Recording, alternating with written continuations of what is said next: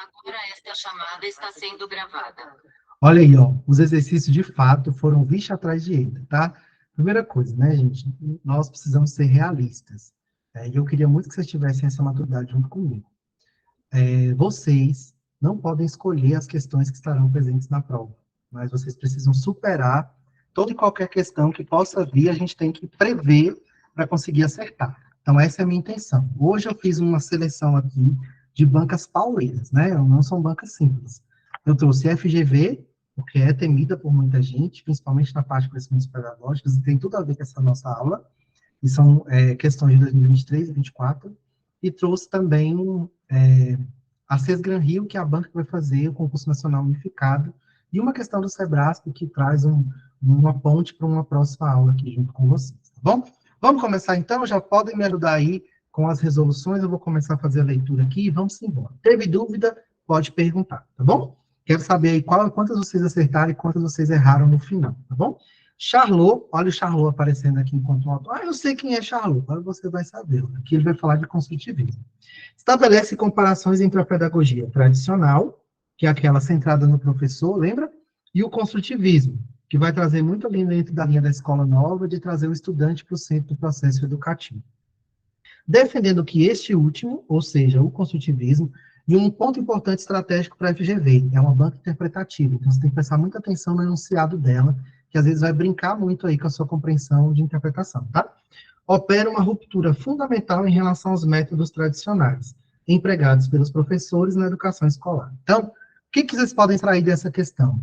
A visão da escola nova, ela vem para contrapor a visão tradicional, inclusive trazendo o estudante para o centro do processo e tirando um pouco da centralidade do professor. Eu tiro o aspecto teórico e coloco mais o aspecto prático. A teoria ela fica subordinada à prática, tá? Então, há uma dicotomia aí, entre o que é tradicional, teoria, e o que é escola nova, prática. Há uma subordinação. Na tradicional, a prática se subordina à teoria, e na escola nova, a teoria se subordina à prática. Então, se vocês virem essa contraposição entre escola nova e tradicional, isso ajuda bastante para vocês entenderem, tá bom? Sobre as pedagogias em foco, assinale a alternativa correta. O exercício prático do construtivismo consiste em ser dinâmico, moderno e inovador. É isso que ele está falando no que diz respeito a como esse último opera. A proposta da pedagogia tradicional consiste em dar aulas expositivas para os alunos que se mantêm passivos. Olha a sagacidade da FGV aqui no que diz respeito ao que está lá em cima, né? Ser construtivista é opor ao modelo tradicional da aula seguida por exercícios de aplicação, um modelo em que a atividade vem primeiro, ou seja, eu preciso contrapor a visão tradicional, tá? No construtivismo, com base nos achados de Vygotsky, o papel do professor é apenas o de acompanhar os alunos em processos construtivistas. A adoção de práticas construtivistas desfaz a tensão de que há no ato de ensinar entre construir saberes e herdar um patrimônio cultural. Olha como a FGV é sagaz. Como que você vai responder essa questão com segurança? Pelo enunciado. O que o enunciado vai te dizer? Charlot estabelece uma comparação entre pedagogia tradicional e o construtivismo. A gente sabe que o construtivismo está presente ali na escola nova. Defendendo que este último, que é o caso do construtivismo, opera uma ruptura fundamental em relação aos métodos tradicionais, que é trazer estudante para o centro do processo, né? Empregados pelos professores na educação escolar. Sobre as pedagogias em foco, assinale a alternativa correta. Qual é a alternativa correta? A maioria, inclusive, acertou aí, ó. A resposta certa dessa questão aqui, ó, cadê? É a letra C. Ser construtivista, que é o que o próprio enunciado está pedindo para vocês, é se opor ao modelo tradicional. Ou seja, pensar outras formas, né? Qual é o modelo tradicional? É a aula seguida por exercícios de aplicação, um modelo em que a atividade vem primeiro. Ou seja, aqui ele está trazendo tanto o aspecto daquilo que é tradicional, mas também daquilo que, de alguma maneira, se manifesta enquanto uma visão construtivista. Então, é questão de interpretação da FGV, que é a maldade dela, né? Então, ela vai trazer para você, porque ele pede o quê? Sobre as pedagogias. Qual é a opção que faz a comparação entre as duas coisas? É a opção da letra C. Então, a resposta certa é a letra C. Ser construtivista é o quê? Opor ao modelo tradicional da aula seguida por exercício de aplicação. Um modelo em que a atividade vem primeiro, ou seja, eu parto sempre do conteúdo na visão tradicional. Né? Então, a resposta certa, letra C. E a maioria eu já vi aí que acertou. Né? Marcou a A. O exercício prático do construtivismo consiste em ser dinâmico, moderno e inovador? Pode até ser, né? Porém, uma coisa que a FGV tem é a noção de sempre considerar a resposta que é mais completa. Ou seja, aquela que vai trazer maior coerência com aquilo que ela pede aqui, ó, no enunciado. Ela pede as duas pedagogias. Ela não pede uma só. Então, aí que a resposta mais completa acaba sendo a letra C, né? Ser consultivista é se opor ao modelo tradicional da aula seguida por exercícios, papá, papá, papá. Vamos lá para número 2. De novo, o Charlot. Vocês estão vendo que a FGV adora o Charlot, né? Inclusive, o Charlot foi uma surpresa na última prova da FGV em Minas Gerais. O fato de o horizonte ser hoje, o futuro da espécie humana, do planeta e das novas tecnologias de divulgação da informação, deveria levar a uma redefinição dos conteúdos e das formas de transmissão, de avaliação, de organização da escola. Não é isso. Porém, o que está acontecendo? Observa-se hoje uma contradição entre os novos horizontes antropológicos e os técnicos da educação. Por um lado, e por outro, as suas formas efetivas. Tá? O trecho acima descreve a situação da escola em meio às transformações contemporâneas do mundo. Lembra que lá naquele ponto que eu coloquei inicial para vocês, eu falei que a educação ela está envolvida em um processo de constante mudança? O que isso envolve aqui, o que ele está dizendo lá em cima sobre esses horizontes aí antropológicos? Vamos ver. De acordo com o texto, ou seja, ele quer um sentido interpretativo, de acordo com o texto, é correto afirmar que há um conflito inerente à relação entre as tecnologias informacionais e o ambiente escolar. Ele fala que existe necessariamente esse conflito inerente entre as tecnologias educacionais e o ambiente escolar? Seguindo. As tecnologias contemporâneas tornam obsoleta a necessidade do aprendizado escolar. O texto afirma isso, que as tecnologias tornam obsoleto aquilo que está no aprendizado escolar. A gente não precisa aprender determinadas coisas, porque a tecnologia dá conta de tudo. Segundo ponto. A escola tem falhado em quê? Em acompanhar o ritmo das mudanças culturais e planetárias? Sim ou não? Olha lá para o enunciado. É preciso adaptar os atuais recursos tecnológicos às metodologias tradicionais do ensino? Isso aqui a gente já elimina porque a gente sabe que está errado. E aí? Qual é a opção correta? Volta lá no enunciado comigo, ó. O fato de o horizonte ser hoje, o futuro da espécie humana, do planeta Terra e das novas tecnologias de divulgação da informação, deveria levar ao quê? A redefinição de conteúdos. Ou seja, a escola precisa se autoavaliar nesse sentido, né? E das formas de transmissão, de avaliação, ou seja, o sentido pedagógico, didático e de organização da escola. Não é isso, porém, o que está acontecendo. Observa-se hoje uma contradição entre os novos horizontes, daquilo que a gente tem como necessidade para a escola, e antropológicos e técnicos da educação, que é a maneira de fazer. Por um lado e por outro, as suas formas efetivas. Então, o que o texto está dizendo? Isso aqui, ó. Ele está expressando que a escola tem falhado em acompanhar o ritmo dessas mudanças culturais e planetárias, ou seja, ela não tem feito essa redefinição dos conteúdos, das formas de transmissão, da avaliação e da organização da escola. Então, só para vocês, o que eu queria chamar a atenção? Se você for fazer aí, nos próximos tempos, questões da FGV, ela é absurdamente interpretativa.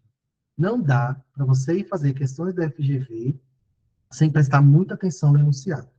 Outro ponto importante para a FGV é que se ela trouxer uma questão enorme de alternativas, geralmente ela vai botar um erro grotesco lá nas últimas opções, o que vai te ajudar, inclusive, a você achar a resposta correta. Isso é estratégia para a FGV, tá? É uma banca que gosta de cansar e é uma banca que gosta de pegar os candidatos pela interpretação. Então, nesse sentido aqui, ele está querendo dizer isso, que a escola tem falhado em acompanhar as mudanças culturais e planetárias, inclusive proporcionadas aí pelo uso das novas tecnologias. E, de novo, a opção mais completa, tá? Essa questão foi da prova de Minas Gerais, eu não sei quem fez essa prova. Essa aqui, ó, uma pancada de gente errou. E a FGV foi tão sagaz que ela trouxe essa questão na prova da manhã e na prova da tarde. Vocês lembram disso? Só que de formas diferentes. Então, ela trouxe o mesmo aspecto, mas cobrando pontos diferentes. Eu fiz questão de trazer as duas questões para vocês verem que aquele triplo processo, quem consegue lembrar qual é o triplo processo? Escreve aí para mim. De acordo com Charlot, qual é o triplo processo que envolve a educação e o que é que isso significa? Provavelmente você anotou aí para mim, né?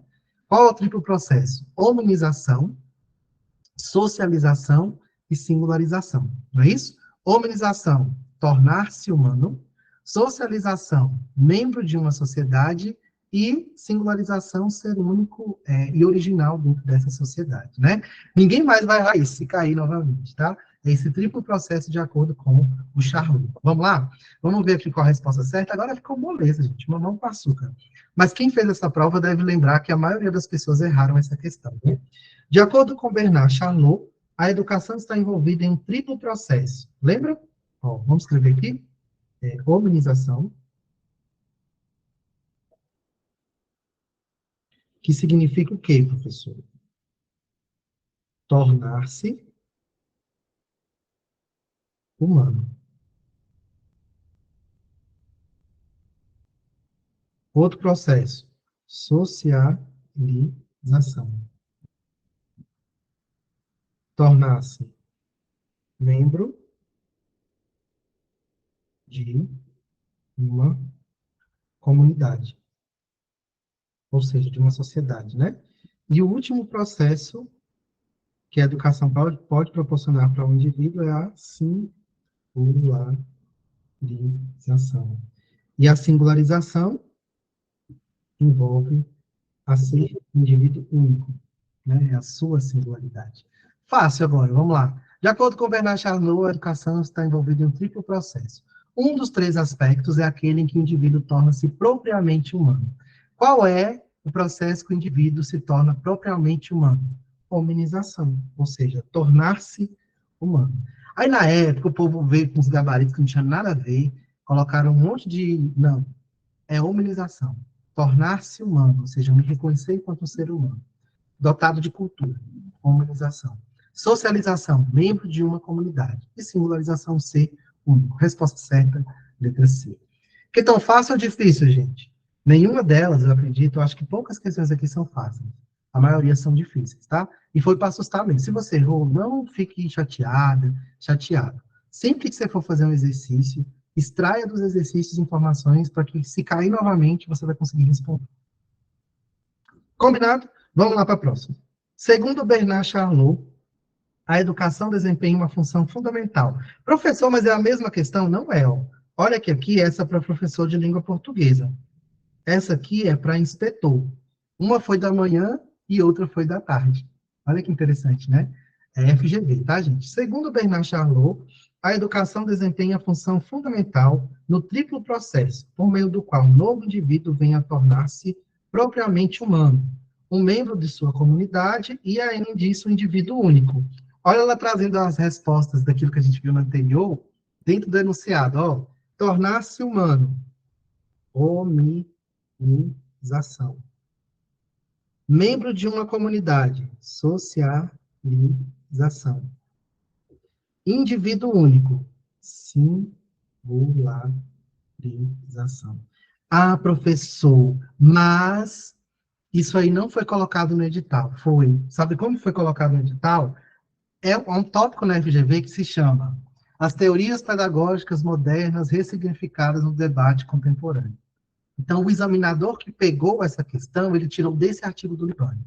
Gente, eu não trouxe esse artigo por acaso. Pelo amor de Deus. Principalmente se você for fazer CNU, se você for fazer FGV, Sesgran Rio, ele não está aqui por acaso. Ele não está aqui para só desestruturar vocês. Ele está aqui porque eu sei que ele vai trazer uma diferenciação. A maioria das questões sobre tendências da FGV, ela está sendo tirada desse artigo do Libânio. E é isso que eu quis mostrar aqui para vocês, tá? Inclusive, para quem viu o artigo, essa resposta, ela está bem aqui, ó. Está na página 1, 2, 3, 4. Está na página 5 do artigo. Itame, que é a banca que vai fazer aí, provavelmente Valparaíso, né? Esse é o livro, tá? Eu quero que vocês estejam preparadas para ele. Combinado? Fechou? Então, a resposta aqui agora ficou certinha, né? As opções abaixo listam componentes desse processo, à exceção de uma. Qual é a exceção? Identificação. Por quê? Hominização, tornar-se homem. Socialização, membro de uma comunidade ou de uma sociedade. E singularização, indivíduo único. Ah, professor, achando muito difícil, tá vendo? Você já aprendeu uma coisa nova. Se você sair dessa aula hoje, pelo menos entender esse triplo processo aqui, ó, você já vai se salvar, quem sabe, numa próxima questão da FGV, que pouca gente vai acertar, porque a maioria nunca ouviu falar disso. Combinado? Vamos embora, então, para a questão de número 5. Os debates pedagógicos e contemporâneos buscam reconsiderar diversos aspectos da pedagogia moderna. Me diz se isso aí não é exatamente a introdução que eu trouxe para vocês aí, dentro daqueles aspectos. A ITAME também cobra muito isso, viu, Fernando? Então, fico feliz, tá? Não vai esquecer, viu, Maria Aparecida? Não vai. A Cidinha não vai, tá? Pois é, Rose, mas pelo menos já é alguma coisa, tá bom? Já aprendeu uma coisa nova. O importante é sempre aprender uma coisa nova, tá? E não desistir, e abrir a mente para aprender. Vamos embora. Os debates pedagógicos contemporâneos buscam reconsiderar diversos aspectos da pedagogia moderna. De acordo com Libânio, esta última está estreitamente ligada aos marcos históricos significativos como o Iluminismo, a Revolução Francesa e a formação dos Estados Nacionais. E aí, diga para mim se isso aí não está presente lá no nosso mapa.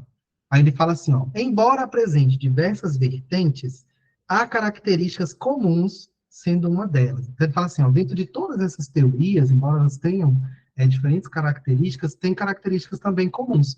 Quais são elas?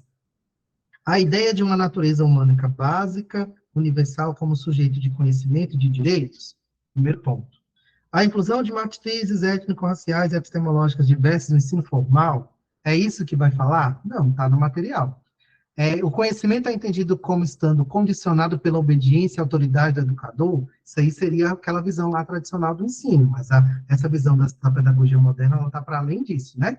O posicionamento da imaginação e da subjetividade acima da razão e do conhecimento objetivo, também não, isso aqui seria mais a visão pós-moderna, né? Ou seja, a resposta certa, letra A. Professor, onde que está essa resposta? Está aqui, ó. Está bem aqui, ó. Vê? Cadê? Cadê? Ó, poder da razão, atividade racional, científica e tecnológica, aqui, ó. Comunicação da cultura às novas gerações, seres humanos com a natureza humana básica, tendo garantia aí dos direitos básicos universais, e os educadores representantes dessa cultura. Tá aí a resposta no nosso material, a resposta certa do item, a letra A. Combinado? Vamos embora para a próxima. Questão de número 6. Essa tá moleza, né? Moleza. Professor, não entendo nada dos autores. Quem falou aí que só tinha entendido esse ponto? Vai entender isso aqui agora também. Qual é o lema do Comênios, pelo amor de Deus? Em sua didática magna, Comênios expressa uma ideia que lhe confere esse título, que pode ser sintetizada como ensinar tudo a todos, educar para a indústria, é, especializar as inteligências, emancipar pela autoridade. Aí você fala assim, nossa, que fácil. Graças a Deus, porque você estuda. Porque para uma pessoa que não estuda, ou para uma pessoa que não tem esse conhecimento muito maior, não sabe nem quem é Comênios, porque o povo vira uma salada para autores. Você sabe, ó, alguém chegou para você e perguntou, quem é Comênios? Falou, oh, rapaz, um tempo aí que a educação não era restrita, era restrita a poucos, ele desenvolveu uma arte universal de ensinar tudo a todos. Por isso que ele é conhecido como o pai da didática. Deixe ele é o pai da didática. Pronto. A arte de ensinar tudo a todos. É a resposta certa. Então, a didática magna é atribuída a qual autor, meu professor? Ao Comênios. Tá bom? Vamos lá para a questão 7. Tá vendo que nem é tão difícil como parece? Não, não, não, não. Vocês vão sair com várias sínteses aqui nos exercícios, tá? Isso aqui, gente, dentro de um edital, envolve o quê? Envolve autores, tendências pedagógicas, educação e sociedade, tudo aquilo que é contemporâneo. Então, esses exercícios, de alguma maneira, fazem essa salada aí dentro dos editais, tá bom? Segundo José Carlos Libânio, a formação de professores inclui duas dimensões. Olha que interessante, que é a dimensão do conhecimento do conteúdo a ser ministrado e o conhecimento pedagógico didático, né? Então, aqui ele está trazendo mais o aspecto da didática, que vai, inclusive, dentro dessa superação dessa dicotomia entre teoria e prática que a gente precisa superar. Me ajude aí, então, vamos ver. Tais dimensões, a depender do perfil e dos interesses das instituições em que os professores são formados, recebem pesos diferentes, o que tem efeito sobre sua atuação em sala de aula.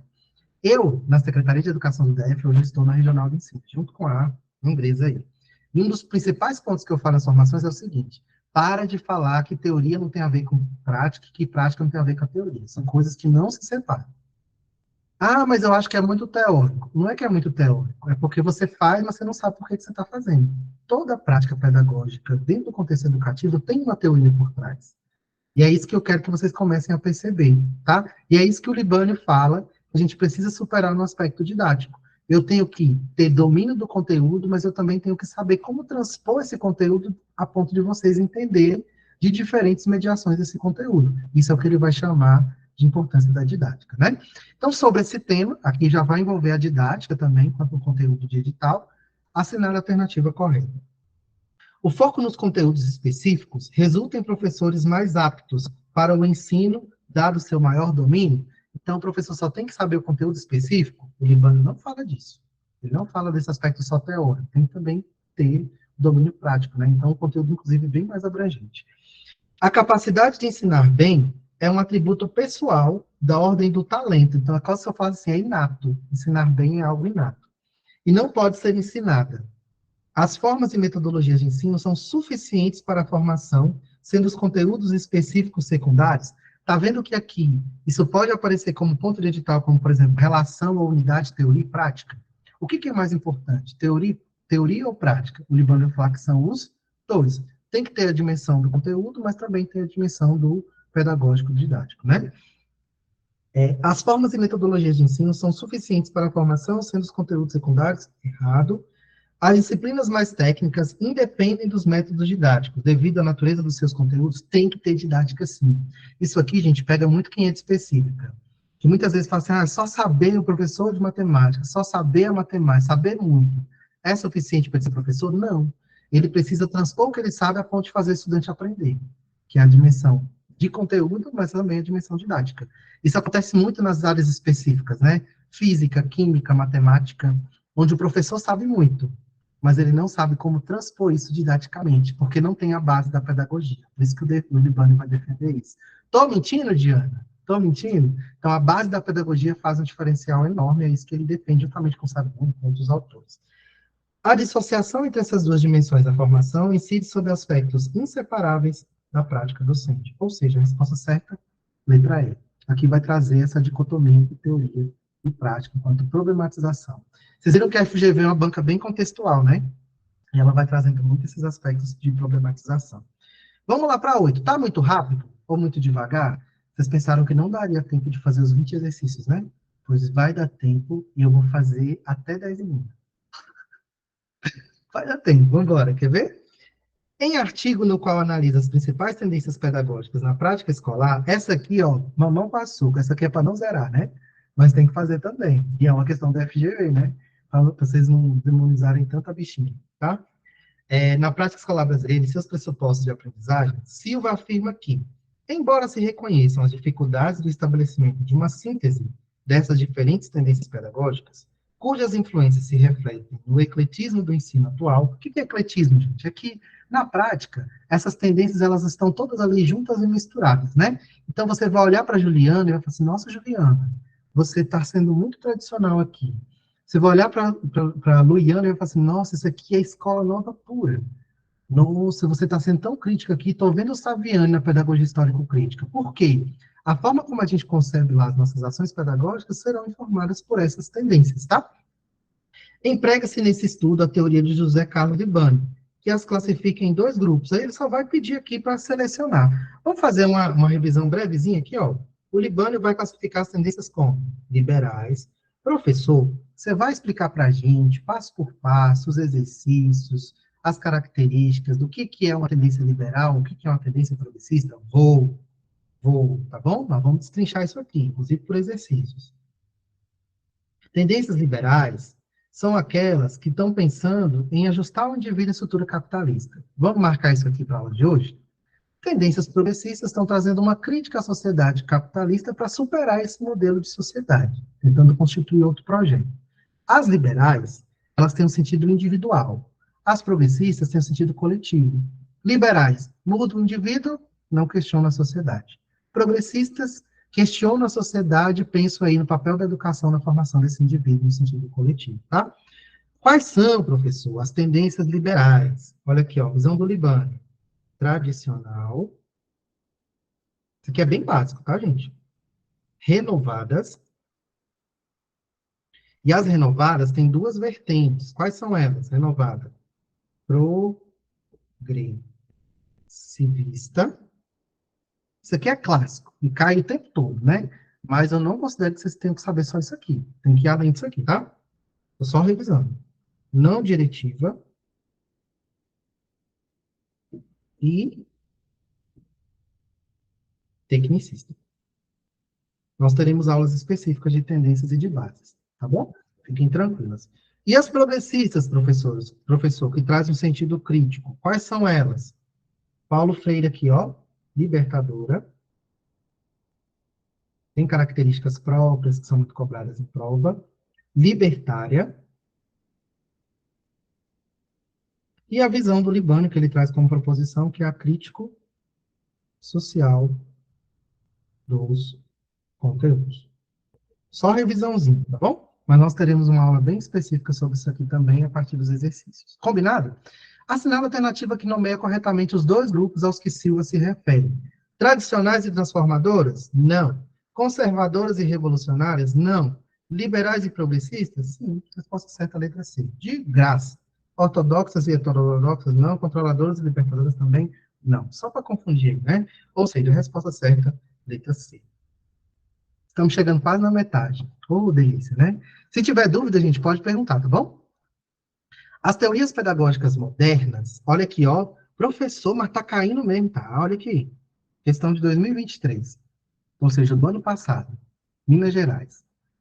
De onde esses examinadores tiraram essa visão, professor? Desse artigo, ó. O que eu estou fazendo com vocês, gente? Preste atenção nesse meu movimento, por favor. Ele é didático para te ensinar a estudar, tá bom? Eu quero que você tenha autonomia. Você precisa saber de onde os examinadores tiram as questões que eles colocam na prova. Até para você depois ter autonomia para construir seu recurso se ela der um gabarito divergente. Então, nesse caso aqui, falou de teorias pedagógicas modernas, apareceu no seu edital, engula com farinha esse livro do Libânio, esse artigo do Libânio. Está proporcionado aí para vocês. Combinado?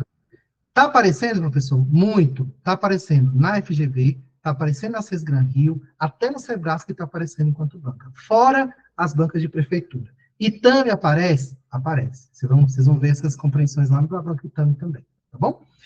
As teorias pedagógicas modernas estão ligadas a acontecimentos cruciais. Quais são esses acontecimentos? Professor, mas eu nunca vi isso. Ah, viu sim. Olha aqui, ó. Puxa, cadê? Estou empolgado aqui.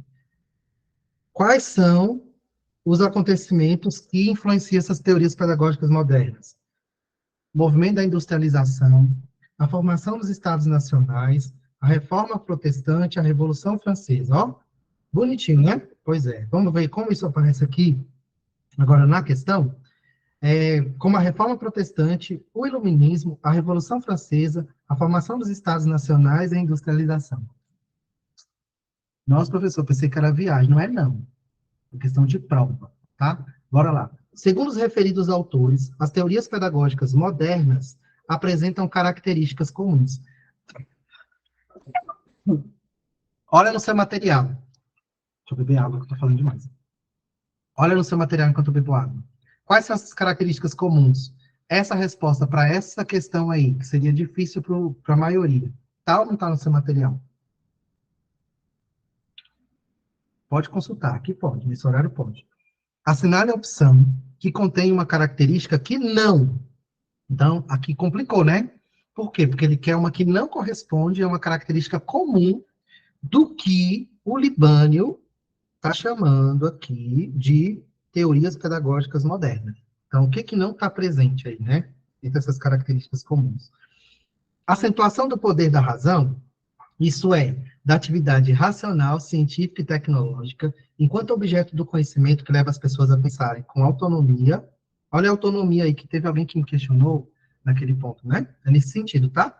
objetividade contra todas as formas de ignorância e arbitrariedade. Isso aqui é um ponto em comum entre as teorias pedagógicas modernas. B. Defesa do pressuposto que os seres humanos possuem naturezas básicas distintas, o que invalida a postulação de direitos básicos universais?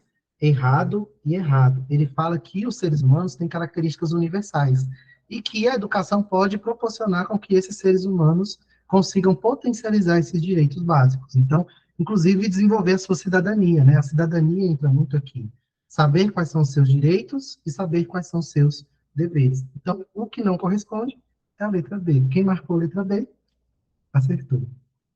E os outros, professor? É importante conhecer os outros? Sim.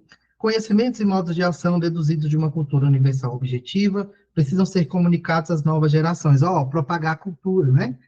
Propagar os conteúdos recriados em função da continuidade dessa cultura, que é a socialização por meio da escola. Os educadores são representantes legítimos. Isso está ou não está no seu material, naquilo que eu coloquei lá no mapinha? Gente, toda a síntese das respostas para essas questões estão nos mapinhas que eu elaborei para vocês, tá? Use e abuse desse material para você revisar, fazendo essa relação com os exercícios, tá bom? Página 7 do artigo. Muito bom, 6 e 7 do artigo. Os educadores são representantes legítimos dessa cultura e cabe a eles ajudar os educandos a internalizarem valores universais tais como a racionalidade, a autoconsciência, a autonomia, a liberdade, pela intervenção pedagógica direta, seja pelo conhecimento de valores em âmbito pessoal. Perfeito também. Então, todos esses aspectos são pontos comuns presentes nas teorias pedagógicas modernas. E a letra B é um ponto que não existe dentro desses aspectos comuns, tá? Chegamos na metade. Aqui, gente, é uma questão bem geralzona que eu quis colocar, porque é da FGV e vai envolver autor, né? E um autor que a gente vai trabalhar bastante, principalmente na fase, não sei se vai ser nessa fase, eu vou trabalhar com vocês as bases psicológicas, que é o Vygotsky, um dos autores mais cobrados, né? Estou até falando a resposta, inclusive vocês colocaram aí. A atividade de ensino é permeada pela atividade social coletiva e pela aprendizagem individual. Então, o Vygotsky vai trazer muito essa questão da apropriação da cultura, né? Da mediação com os instrumentos, com os signos, que a aprendizagem proporciona o desenvolvimento, né? Uma perspectiva social da aprendizagem. Os processos psicológicos superiores, quem fala disso, professor? O que é uma função psicológica superior? Vocês lembram? Função psicológica superior é aquilo que só os seres humanos têm. Então, aquilo que nos difere dos animais, a capacidade de planejar, de imaginar, de aprender e desenvolver algo novo. Isso é uma função psicológica superior que precisa ser desenvolvida socialmente. A escola contribui para isso, né? Que estão enraizadas no desenvolvimento social e cultural. O processo de ensino e aprendizagem consiste na apropriação da experiência social humana histórica, que é a apropriação da cultura, por meio de uma atividade psicológica interna, que se dá do interpsíquico, que é do social, para o intrapsíquico, que é o individual, né? Que é o que a gente chama de processo de internalização, presente na teoria do Vygotsky. No trecho acima, o autor faz referência à teoria de aprendizagem de quem? Ausubel? Não. Vygotsky? Sim. Skinner? Não. Watson? Não. Piaget? Não. Professor, quero fazer uma síntese aí. Eu sei que você vai falar depois, mas eu quero que você me ajude aí já a cortar alguns caminhos, eu vou fazer a prova amanhã. Quais são as teorias desses autores aqui que apareceram, então, nas opções? Ausubel, aprendizagem significativa. Pode colocar isso no seu material de revisão, tá? Isso aqui, geralmente, já te salva em questões sobre o Ausubel. Falou de aprendizagem significativa, no sentido de teoria, não é que, é importante ter uma aprendizagem significativa. Não é só isso, não. Isso aí pode ser qualquer autor. Mas quando falar em sentido de teoria, tá? Vygotsky, psicologia ou teoria histórico-cultural, que é essa mediação com a cultura, né? Skinner, condicionamento operante. Um dos autores behavioristas, né? Operante. Instrução programada. Lembra dos ratinhos? Skinner. Watson, behaviorismo. Ele é considerado o pai do behaviorismo. Behaviorismo. Que é uma área dentro da psicologia que vai estudar o comportamento. E o Piaget, né, que é é, nossa, eu esqueci da teoria, deu branco na teoria do Piaget agora, gente, olha a prática, né? Eu falo do Piaget o tempo todo. É meu Deus, me ajude, gente. Gravei agora. Ah, pronto. Obrigado, Alan Douglas. Só para ver se estão atentas e atentos, tá? Epistemologia genética, né? Que vai dar vazão mais aos aspectos biológicos do que aos aspectos sociais. Olha a prática. Tanto tempo que eu não falo disso que eu já estou até esquecendo aqui. Epistemologia genética, tá bom? Obrigado, Alan Douglas. Obrigado. Direto de João Pessoa. Eu que respondeu primeiro. Obrigado, gente. Vamos lá para a próxima aqui. Questão 11. Tranquilo aí, então, né? Resposta certa, então, ficou qual, professor? Letra B, Vygotsky, da número 10, tá bom? Vamos para 11? Já passamos da metade aí, ó. Estão acompanhando junto comigo? Tá tão difícil como parecia? Acho que não, hein? As teorias da escola nova, trazidas e estudadas no Brasil por Anísio Teixeira, Fernando Azevedo e Lourenço Filho. Então, a gente sabe que esses são os principais signatários de um documento. Que documento é esse? Dentre outros, marcam fortemente o pensamento pedagógico brasileiro. Influenciam o que denominamos história da educação brasileira de pedagogia libertária, que você sabe que é Rui e Frei, não é. Manifesto dos Pioneiros da Educação Nova? Sim, é isso mesmo. Eles são os principais signatários do Manifesto de Educação, Manifesto dos Pioneiros da Educação Nova, que vai defender uma educação pública, laica. Poxa, por que não está reproduzindo? Caiu a internet? Não. Pública, laica e gratuita. Tá bom? Então, letra B. Gente, não está aparecendo para vocês minha. Agora foi. Pública, laica e gratuita, tá? Manifesto dos Pioneiros da Educação Nova. Agora voltou a aparecer. Tinha dado uma travada. Acho que é porque esquentou, tá? Estatuto da Criança e do Adolescente não é, porque seria o ECA, não é. Movimento da Educação Popular Renovada. Botou isso aí só para confundir, né? Ah, mas pedagogia renovada é escola não. Botou só para confundir, tá, gente? Movimento Sindical do Brasil também não é. A resposta certa, de fato, é a letra B. Vamos lá para a questão de número 12. Vamos lá comigo. Acho que ele tá quente, o tablet. Fica demorando. Mas vamos lá, questão 12. O que vocês marcaram aí? Me ajude, tá bom? Essa aqui eu achei muito tranquila. A Sesgran Hill ela é mais objetiva, mas ela não é mais simples, né? Porém, ela é mais objetiva. Vamos entrar aqui. Por que eu trouxe Sesgran Hill? Para quem vai fazer CNU, tá? É a banca que vai fazer CNU. E é uma banca boa para estudos também. Aqui, gente, ela vai trazer tendências pedagógicas naquela visão quase que do Lucchesi, né? E eu achei super interessante o que ele vai trazer aqui, ó. Considere as seguintes ideias de Paulo Freire. A educação não transforma o mundo. A educação muda as pessoas. As pessoas transformam o mundo. Ensinar não é transferir conhecimento, mas criar possibilidades para sua produção e sua construção. Quem ensina, aprende ao ensinar, e quem aprende, ensina ao aprender, que é o caráter dialógico da educação para o Paulo Freire, né? As frases acima evidenciam a compreensão de que, né? A educação não é redentora e nem tampouco reprodutora das questões sociais, mas não há neutralidade no ato de educar. Ou seja, neutro nem sabonete de bebê, né? Então, essa problematização que o Paulo Freire vai trazer. A educação não salva o mundo, mas ela também não só reproduz. Pela educação, a gente pode propor algo que seja para além disso, né? Destacando ali a sua intencionalidade. Então, a resposta certa já é a letra A. Tá, mas já que vocês marcaram que é a letra A, o que tem de erro nas outras letras? Para mudar uma sociedade, a educação é uma ferramenta dispensável? Paulo Freire não vai dizer isso, tá? Pois ela não consegue transformar. Isso aí seria uma visão crítico-reprodutivista, quase, né? O conhecimento é transmitido por pacotes, considerando-se que a aprendizagem ocorre por construção, pacote não, ocorre em comunhão ali, ó. Eu com você, você comigo, juntos, né, que é o caráter dialógico que ele está falando. Quem ensina, aprende ao ensinar, e quem aprende, ensina ao aprender. Olha como é interpretativo também. A construção de uma pedagogia libertária é indispensável, visto que uns ensinam e outros aprendem. Ele bota libertária só para você confundir com libertadora. E, além do mais, traz uma visão totalmente hierarquizada, né? De que o professor está lá em cima e cabe ao estudante aprender, que seria o que o Paulo Freire chama de educação bancária. Ela não é inocente, essa banca, é errado também. A prática educativa tem poder limitado, sendo indiferente aos problemas sociais e futuros da educação. Não é indiferente. A educação traz aí, de alguma maneira, aspectos também de problematização da realidade que está posta, né? Então, a letra E também está errada, a resposta certa é a letra A. Tranquilo, né? Diga aí para mim, outro autor, apareceu bastante. Quem é esse autor que está colocando aqui, né? Em sua obra, Didática Magna, Comênios se refere a um método do quê? Será que vocês aprenderam? Quem falou assim, não aprendi nada hoje, vai aprender também isso aqui, ó. Comênios, ninguém vai errar mais. Ah, mas Comênios não cai. De que ano é essa prova aí, ó? 2023, tá? 6 graminhos, tá bom?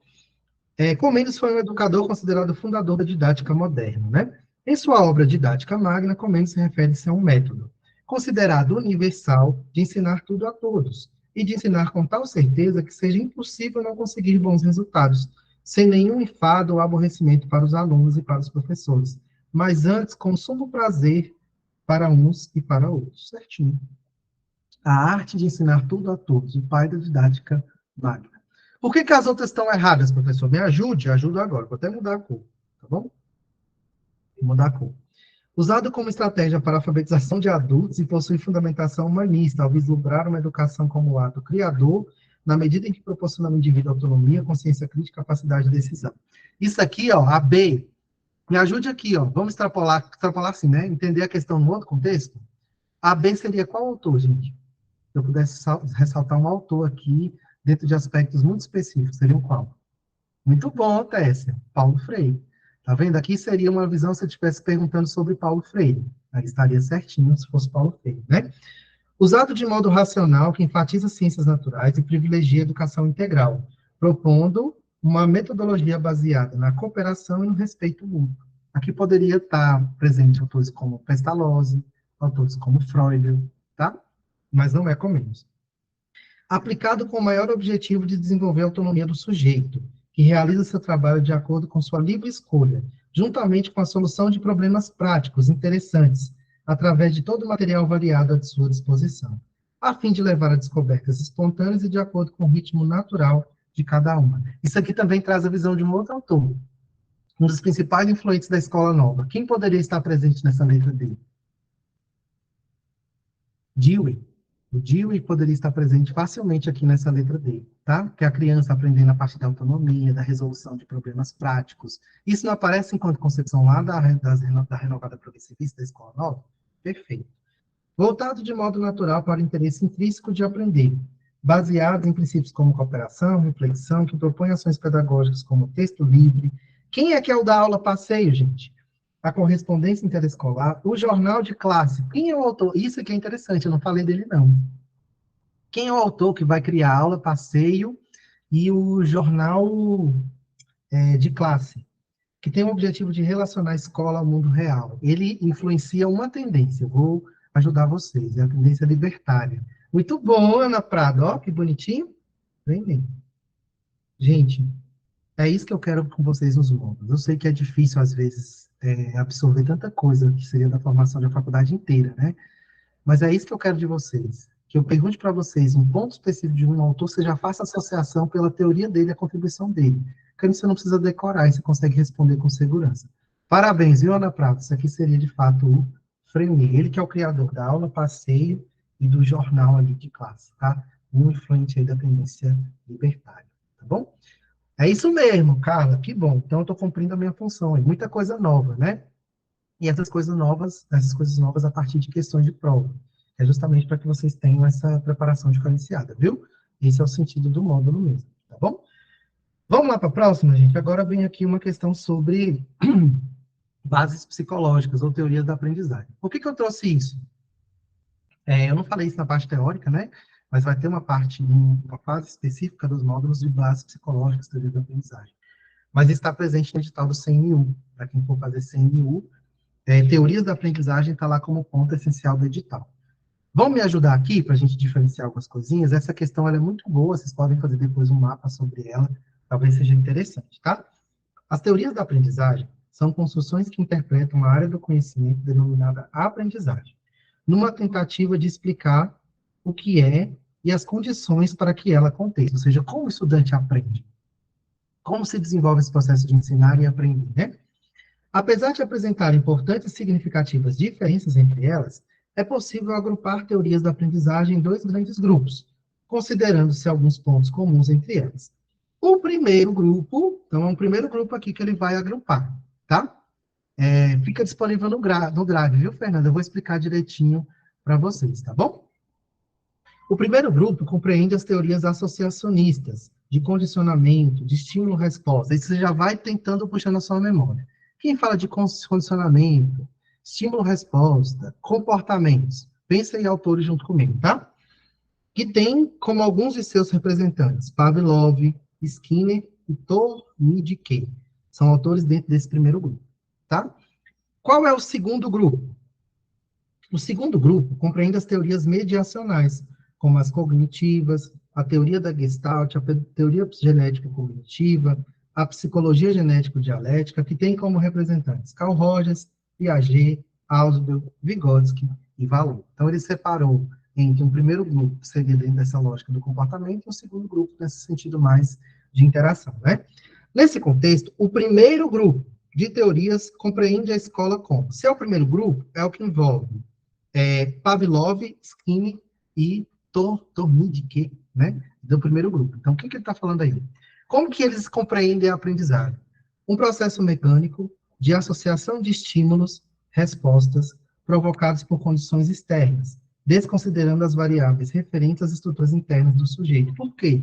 Porque é um modelo comportamentalista, né? É um modelo ali empirista até, de que o que é mais importante não é o interno, mas o que é externo ao indivíduo. Davi, a Gestalt é uma teoria da aprendizagem que vai compreender a percepção. Quando acabar a aula, Torniquet é um autor que influencia nessa base do comportamentalismo, viu, Ali? Mas quando eu falar de Gestalt, Davi, quando eu terminar a aula, coloca assim, ó, Gestalt imagens no Google. Você vai ver, por exemplo, imagens que dão aquela ilusão de ótica, que é uma questão de percepção. Aquilo eu acho meio que uma viagem, né? É compreendido para a aprendizagem também. Tem uma imagem, por exemplo, que tem gente que vê uma velha, tem outras pessoas que veem um gavião. Isso é dentro da Gestalt, que vai falar sobre a percepção, tá? Está dentro desse segundo grupo, tá? Professor, o grupo 1 é o tecnicista, o segundo grupo, Rosângela, não seria essa relação direta, tá? O primeiro grupo é o que vai compreender a ciência do comportamento, dos estímulos externos. E o segundo grupo seria dentro de uma visão mais interativa, né? Que é o Carl Rogers, o Piaget, o Ausubel, o Vygotsky e o Vallée, tá bom? Então, seria o cavalo e o sapo. Depois vocês coloquem aí, Gestalt, no Google, imagens, que vocês vão ver super interessante, tá? Então, a resposta certa aqui, gente, já é a A, né? Ele está pedindo sobre o segundo grupo, não é isso? O primeiro grupo, na verdade. O primeiro grupo que envolve Pavlov, Skinner e Torniquet. Por que que não é a B? Processo de conhecimento e compreensão do mundo mediado por condições externas e internas? Não, porque eles não vão valorizar o que é interno, só o que é externo. Já elimina. Seria a visão comportamentalista ou ambientalista lá dentro das bases psicológicas, tá? Mas nós teremos... Isso, perfeito, Alessandra. O segundo grupo, viu, Rosângela? Estaria dentro da visão comportamentalista, lá naquelas correntes, natista, comportamentalista ou ambientalista e interacionista. O segundo grupo seria os dentro da interacionista, por exemplo, tá? Porque não vão considerar os aspectos, os comportamentalistas não vão considerar os aspectos internos, só os externos. Isso é base psicológica, a gente vai chegar lá. Um movimento dinâmico derivado de relações mediatizadas pelo mundo real, provocando desequilíbrio nas estruturas internas. Isso aqui, gente, ó, Piaget. E Piaget é um autor interacionista, né? Ele está no segundo grupo. Já não é essa opção. Produto que coordena entre variáveis externas e internas, sempre mediatizada pelas diferentes linguagens. Aqui poderia ser, por exemplo, o Ausubel, ou poderia até mesmo ser o Vygotsky, né? Construção condicionada pelo meio, a partir de esquemas internos das relações estabelecidas do sujeito com o meio. Isso aqui seria o caráter interacionista, que não vai considerar o primeiro grupo não vai considerar o interno, só o externo, tá? E eu vou fazer isso na aula de bases psicológicas para vocês. Então, a resposta certa do item letra A. Mas aqui, ó, vocês precisariam de um conhecimento sobre o que é inatismo, ambientalismo e interacionismo. Em resumo, inatismo, conhecimento interno. Ambientalismo, o que é externo. E o interacionismo, a interação recíproca entre esses dois campos. O que ele pede no primeiro grupo estaria dentro da visão ambientalista, aspecto externo. E o segundo grupo seria nesse sentido de interação, de o que é interno e o que é externa, tá bom? Resposta certa, letra A. Mas tá vendo que a Cesar Rio não é uma banca simples, né? A memorização compreensiva e a aprendizagem significativa. Qual é o autor que eu falei para vocês que vai falar sobre a aprendizagem significativa? Olha como salvo, né? Uma questão vai te salvando em outra, que também vai falar da memorização compreensiva. São conceitos que se referem à teoria de quem? Do Vygotsky, do Skinner, do Ausubel, do Gagné ou do Pavlov? A resposta certa aqui, ó, é o Ausubel. É um construtivista com a aposta da psicologia genética cognitiva de David Ausubel, que é o que vai falar da aprendizagem significativa, tá? Vygotsky, né, seria dentro dali da perspectiva influenciada pelo materialismo histórico dialético, por isso que fala aí memorização compreensiva, Lidiane, seria a relação que o indivíduo faz entre uma estrutura que ele já tem com um novo conceito, né? Então, em questão de prova, vem assim, uma informação nova ancora-se em uma formação que você já consolidou. Então, isso dá uma memorização compreensiva que está dentro do princípio da aprendizagem significativa, tá? Seria no sentido de que você faz esquema de associação mesmo, entre aquilo que você já sabia e uma informação nova. Traz a linha do construtivismo que está presente no Ausubel, tá bom? Memorização compreensiva e aprendizagem significativa aparece no Ausubel. E isso é um conceito que pode aparecer na prova do Cesgran-Rio na parte de teorias da aprendizagem, tá? Quem vai fazer CNU, se liga nessas questões aqui. Rousseau, gente, Rousseau. Quem é o Rousseau? Lembra da frase clássica do Rousseau? Alguém consegue lembrar? Uma frase clássica aí atribuída a Rousseau. Me ajude aí enquanto eu faço aqui, ó. Rousseau, em sua obra O Emílio, lembra da fofoca? Que ele escreve um livro para ensinar, educar uma criança em princípios de liberdade e democracia, mas ele entrega os filhos para o orfanato porque ele entende que ele não teria tempo para educar. Contraditório, né? Rousseau. Rousseau, em sua obra O Emílio, da Educação, vai exercer uma grande influência na valorização do processo educativo, escolar e da vida das pessoas, em especial as crianças. Sua visão da criança e sua concepção de infância são revolucionárias para a época. Isso vai gerar consequências importantes para a educação. Então, qual que é a consequência aí que a teoria do Rousseau traz para a educação? Né? Está dentro daquele pensamento pedagógico moderno.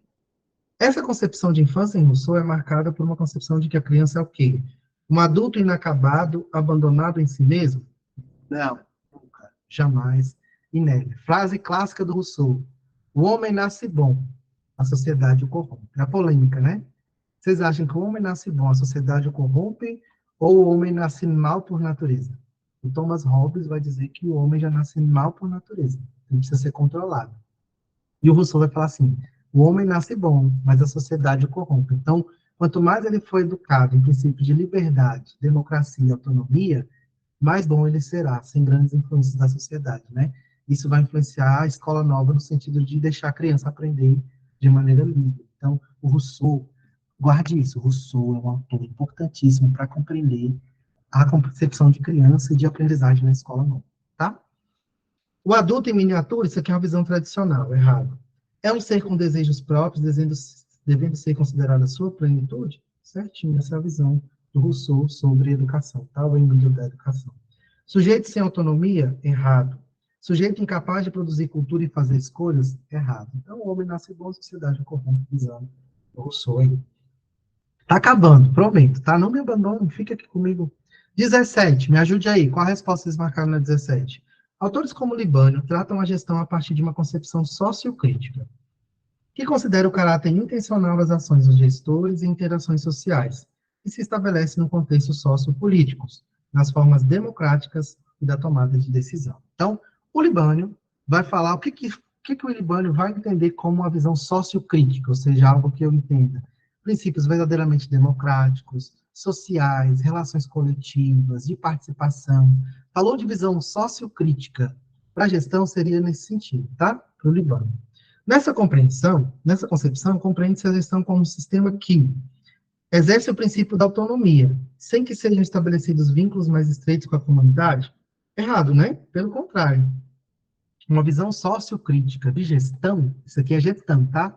Vai aparecer lá no CNU. A 16, eu não marquei não, é a letra C, tá bom? Vai aparecer lá no CNU, a visão de gestão pro Libânio, tá bom? Participação, visão sociocrítica, democracia, tá bom? Centraliza. Centralização, entendo. Deixa eu tirar isso aqui, porque senão vai ser a resposta do PP. Centralização corresponde à gestão democrática? Gente, não, né? Meios e procedimentos para atingir objetivos de organização envolvem aspectos gerenciais e técnicos administrativos. Isso aqui seria dentro daquela linha racional tecnológica, tá? Então, errado. Apresenta participação e autonomia com fatores extrínsecos para que a escola construa espaços de gestão escolar democrática. São só fatores extrínsecos, ou seja, só fatores externos à escola, ou também fatores internos, né? Já não é. Errado. Extrínsecos seriam fatores só externos, não aspectos internos. Pratica a descentralização acompanhada de processos que padronizam, já está errado. Isso aqui seria dentro dos aspectos mais racionais tecnológicos. E, por fim, que a letra E. Agrega pessoas, cujo processo de tomada de decisões se dá como?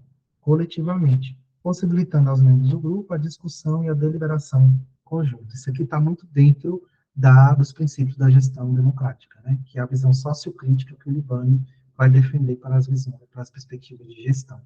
Isso aqui pode aparecer lá no CNU, tá? No eixo 2, que se trata da educação, tá bom? Numa abordagem humanista, gente, quando fala de autores humanistas, ou seja, aqueles que focalizam mais as relações humanas, de quais autores que vocês vão lembrar? Me ajude. E por quê? Qual relação, associação que vocês vão fazer aqui nesses autores, tá bom? Numa abordagem humanista dos processos educacionais, a ênfase se dá nas relações interpessoais, ou seja, nos sujeitos, né, nas relações entre pessoas. E no crescimento delas resulta, com atenção ao desenvolvimento da personalidade do indivíduo e sua capacidade de atuar como pessoa integrada. Na psicologia humanista, os teóricos representativos são Piaget e Charlot? Não. Skinner e Waldorf? Não. Gerald Brunner e Ralph Tyler? Não. Hannah Arendt, né? E Levi Vygotsky? Não. Quais são os nossos principais autores humanistas? Que vão influenciar uma tendência, ó, que é a tendência não diretiva. Quais são eles? Escola de Summerhill, Alexander Neil. Ah, professor, então o Alexander Neil, que é da escola de Summerhill? É. E a visão ali humanista presente na não diretiva, que é o Carl Rogers. Então, a resposta certa dos dois autores, letra B. Skinner é behaviorista, Waldorf é outro tipo de pedagogia. O Brunner é a currículo em espiral, Ralph Tyler, lá aquela visão tradicional de escola, né, de currículo. Hannah Arendt, né, uma autora crítica no sentido histórico, e o Vygotsky, que vocês já sabem que é a psicologia histórico-cultural. Questão 19, penúltima, tá acabando, prometo, deu tempo, tá vendo? Apesar de sua novidade, a visão pós-moderna, ou seja, aquilo que vai destacar mais aspecto subjetivo, né? O que seria a visão pós-moderna, dentro daquelas teorias lá que eu falei para vocês? Tem algumas forças óbvias. Uma é a atenção dada à educação ética e moral. Como ponto de vista de Giroux, Beck Laren, esses autores estão dentro das teorias pós-críticas também, críticas e pós-críticas do currículo, tá? Sobre a inclusão da diferença e da marginalidade e de como o outro, proscritos à margem da sociedade, podem adicionar importantes dimensões a uma comunidade de aprendizagem. Tá. Baseando-se no extrato do texto acima, situado na perspectiva pós-moderna, então a perspectiva pós-moderna vai trazer aspectos relacionados à cultura, a um processo ativo de construção de conhecimento, tá? São consideradas temas de reflexão e ações pedagógicas transformadoras, favorecedoras da pluralidade cultural. Olha aqui os elementos da diversidade. Quem vai fazer CNU, gente, vai despencar diversidade. A gente precisa estar dominando na ponta da língua tudo que envolve diversidade, principalmente essa visão pós-moderna, viu? Identidade, cultura dominante? Não. Currículo emancipatório e processo ativo de ensino? Sim. Lugar histórico e percepções pré-moldadas? Não. Participação e doutrinação? Não. Meio ambiente, currículo tecnicista? Não. A visão pós-moderna vai trazer justamente essa necessidade de a gente trazer um currículo emancipatório que considere o processo ativo do ensino, destacando elementos como gênero, raça, etnia, diversidade, tá? Vou até colocar aqui, ó. Gênero, raça, sexualidade, a necessidade, né, da gente considerar essa pluralidade cultural, tá bom? E a última questão, interseccionalidade, tá aqui muito bom. acontece? A interseccionalidade, mas ela pode ter uma visão crítica também, tá?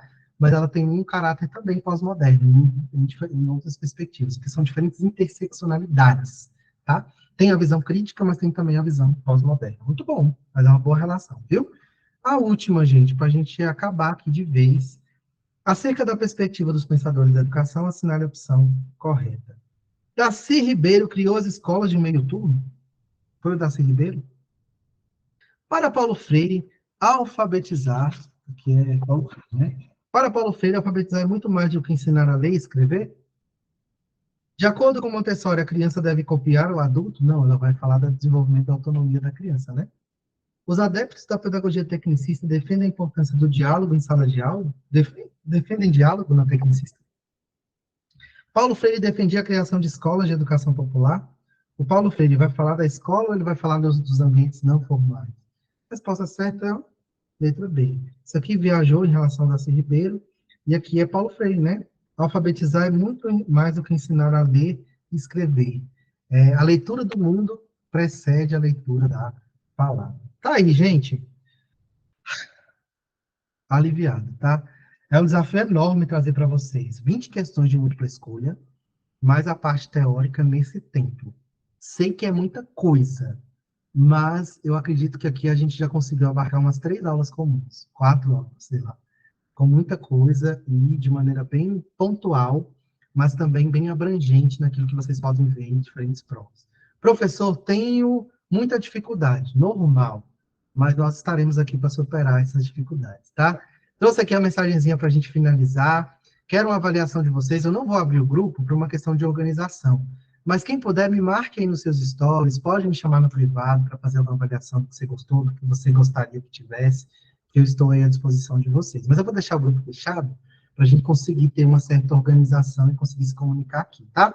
Vou deixar também um tempo, se vocês quiserem tirar alguma dúvida, falar alguma coisa, falar, abrir o microfone também, avaliar por aqui, mas eu quero trazer uma mensagenzinha, tá bom? Eu que estou muito feliz de vocês estarem aqui, tá? Mas que bom que a gente já recomeçou dessa maneira, tá? Não importa onde você parou, em que momento da vida você se cansou. O que importa é que sempre é possível e necessário recomeçar.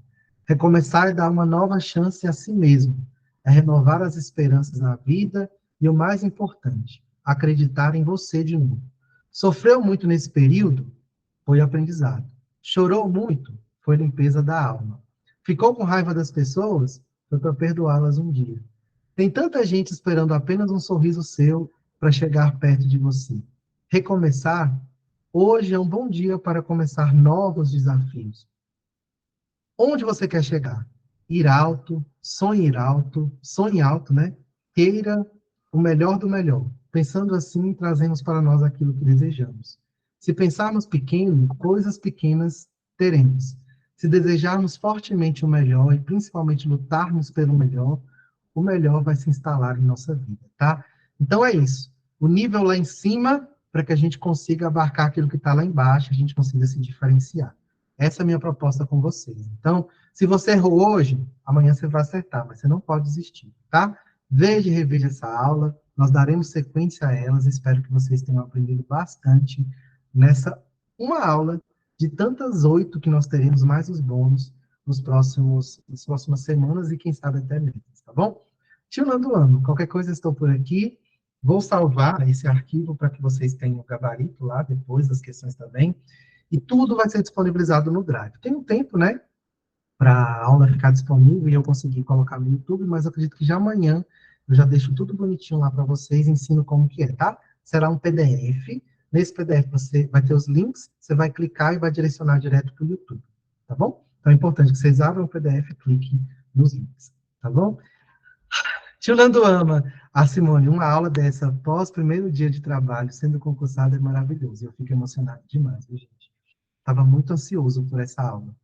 E agora estou feliz e com o sentimento de dever cumprir. Uma aula de tantas que nós teremos aí para aprofundar muita coisa, tá?